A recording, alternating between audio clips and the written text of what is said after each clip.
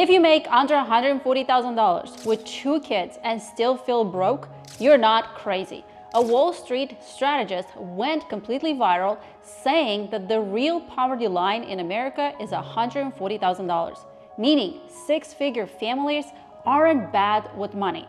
They're just playing a game with broken math. I went from $20 to building a stock market and real estate portfolio while working, raising kids, and living in the real world. Let's break down what he actually said and what you can do about it. And you tell me, is he right or totally wrong? So first, who is this guy and what's he actually questioning? Michael W. Green is a Wall Street strategist, not a TikTok influencer. And he's not saying throw out the system. He's doing something much more uncomfortable than that. He's saying, what if we use the system's own logic, but updated the numbers to reflect real life today? The official US poverty line comes from 1960s and it was created by an economist named Molly Orshansky. Her idea was simple and logical for that time. Back then, families spent about 1/3 of their income on food. So she said, take the cost of bare bones food plan, multiply it by 3, and that's poverty. Green doesn't reject that framework. He respects it. He just asks one dangerous question.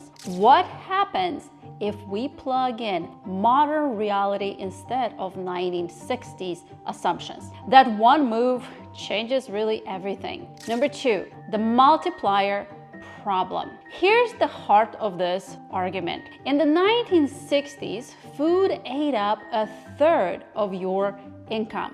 Today, food is closer to 5 to 7% of what families actually spend. The real money drains now are housing, healthcare, and childcare. So using 3 times food to measure poverty today makes about as much sense as using a 1960s roadmap to navigate modern traffic. Green says when you look at how families really spend now, the multiplier isn't 3. It's closer to 16. And when you apply that to a family of 4, suddenly poverty isn't 30,200 anymore.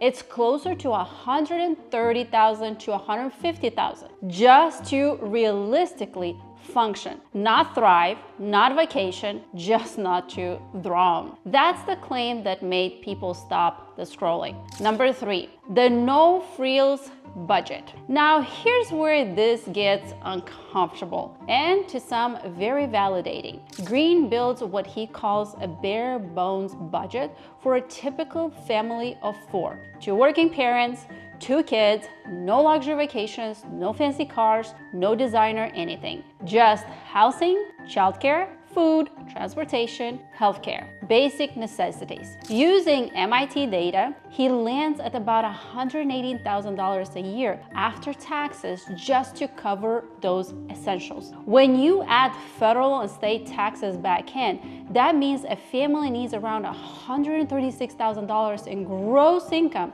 just to break even. That's not lifestyle inflation. That's the cost of admission to modern working life. Number 4, childcare and housing, the silent killers. 2 categories quietly changed everything: childcare and housing. Let's talk childcare first. In the old model, 1 parent worked, 1 stayed home. Paid childcare barely existed as a budget line. Today, to reach even the median household income, most families need 2 earners. But here's the trap. That second income often doesn't buy freedom. It buys permission to work. For 2 kids, childcare can easily run between $25,000 to $35,000 a year. So that extra income is often just funding the ability to have that income. Now, housing. Green compares national average economists use to actual listings in a working class suburb like Caldwell, New Jersey. The model assumes around $1,900 a month. Reality says closer to $2,700 for the cheapest decent rent option. That gap alone can require thousands more per year just to live near jobs and schools, not luxury, just entry-level stability. Number 5, the participation tax.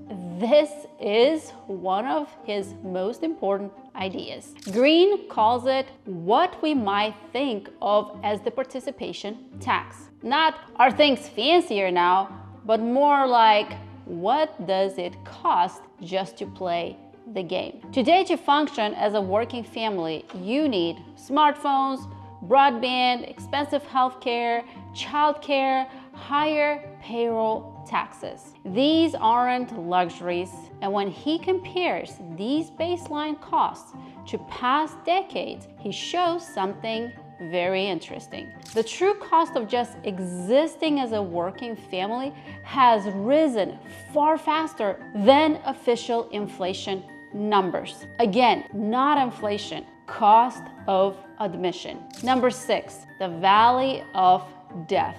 Then comes what he calls the valley of death. And this is where many families feel trapped. At around $35,000, you are officially poor, but you qualify for help, Medicaid, food assistance, childcare subsidies. As you earn more, $40,000 to $60,000, you start losing those benefits, but your expenses don't ease in gradually.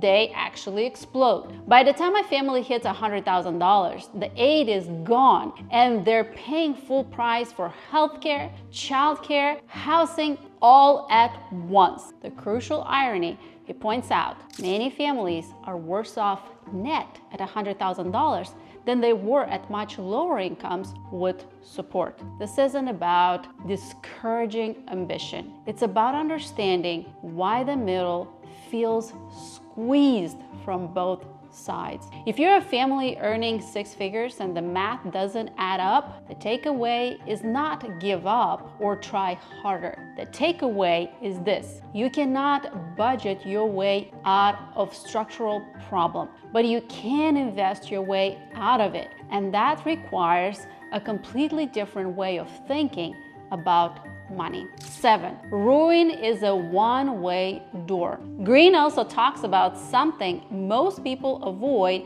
saying out loud. Ruin isn't just a bad month. Once you hit eviction, bankruptcy, or serious default, the system doesn't just punish you, it remembers. Credit access shrinks, housing options narrow, job opportunities quietly disappear in certain industries. So the real question isn't, are you above the official poverty line? It's, do you have margin? Because when every dollar is already spoken for, you're one emergency away from a phase change that's incredibly hard to reverse. And this is where I want to pause, because this matters. If you're listening to this and thinking, so am I just stuck? The answer is no. The real takeaway isn't fear, it's clarity. Because once you understand where the real line is, you stop blaming yourself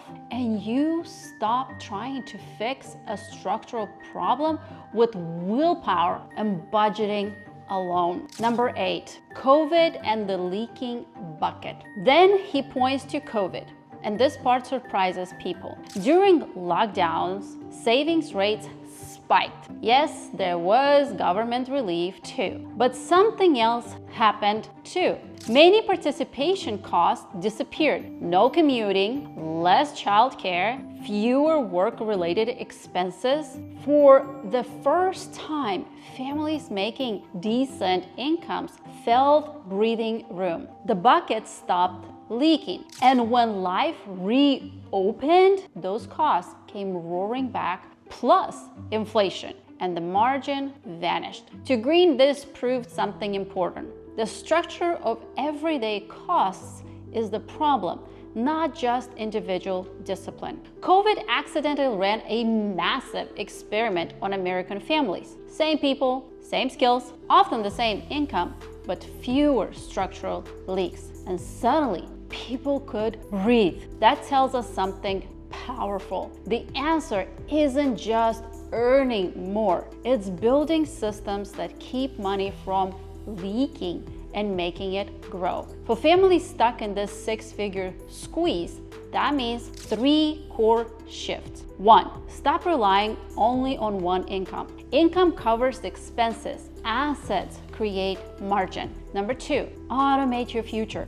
Don't negotiate with yourself. The families who feel calm are more automated in their finances. Number 3, invest early and consistently, not emotionally. Compounding only works if you're in a market long enough to let time do the heavy lifting. Number 9, my life is a lie and why that matters. So when Green says, my life is a lie, this is what he means. We were told if you are above the poverty line and earning a solid income, you're middle class and doing fine. But when you update the original poverty logic with modern costs, a different picture emerges. What we call middle class today would have counted as poverty when the system was designed. And here's the most important part. He's not saying this to make people hopeless. He's giving language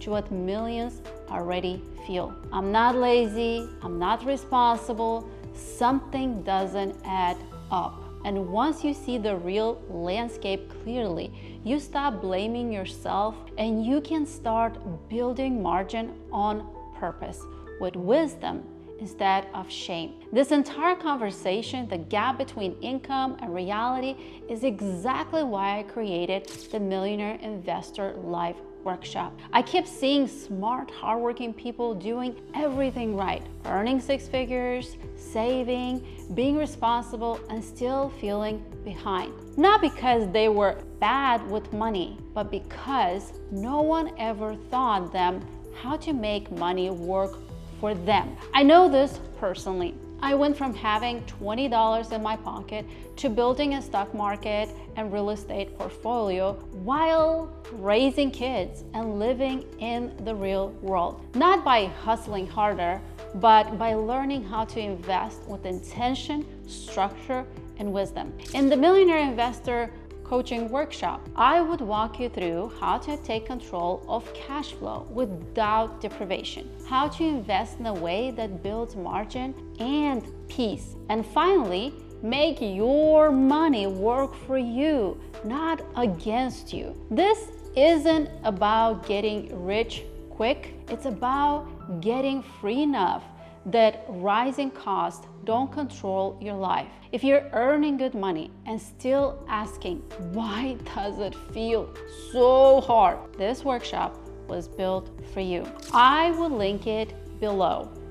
And whether you join or not, remember this, you are not broken. The math changed. And once you learn the new rules, you can start winning again.